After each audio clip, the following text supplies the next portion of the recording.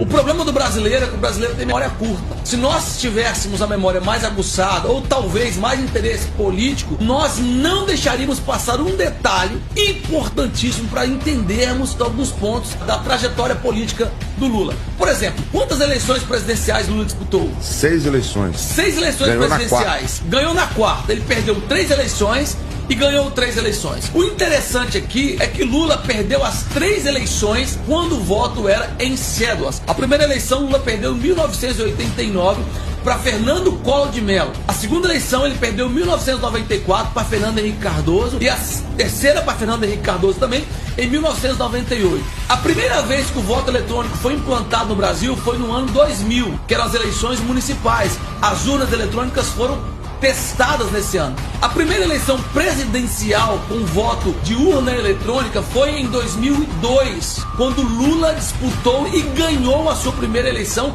em segundo turno para Serra. Curioso, hein? Curioso. No mínimo curioso. Curioso. A segunda eleição que Lula ganhou foi em 2006, que ele ganhou do Alckmin, também em segundo turno, urnas eletrônicas. A terceira eleição que Lula ganhou foi agora, em 2022, do Bolsonaro, também via urnas eletrônicas. Coincidência ou não, Lula deu entrevista e disse que através do voto a esquerda nunca chegaria ao poder. Então vamos lá. Se as 3 primeiras eleições ele perdeu quando o voto era em cédula e as 3 que ele ganhou era quando era urna eletrônica, coincidência ou não, em segundo turno, então há aqui uma dúvida, segundo a fala do próprio Lula, sobre a transparência das eleições. Se ele perdeu 3 com voto auditável e ele ganhou 3 com voto auditável, mas não em cédulas, então nós podemos dizer que as urnas são questionáveis sim, pela trajetória política do Lula e também por sua própria fala. É muita coincidência ou é muita insistência do Lula disputar 6 vezes e ganhar 3,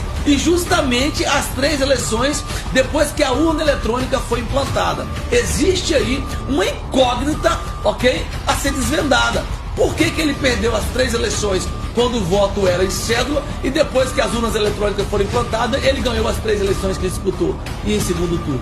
Nesse meio tempo ele ainda fez a Dilma 2 vezes. Depois que a urna eletrônica foi implantada no Brasil, a esquerda perdeu apenas a eleição para o Bolsonaro. Quem tem ouvidos ouçam, tudinho diz a igreja.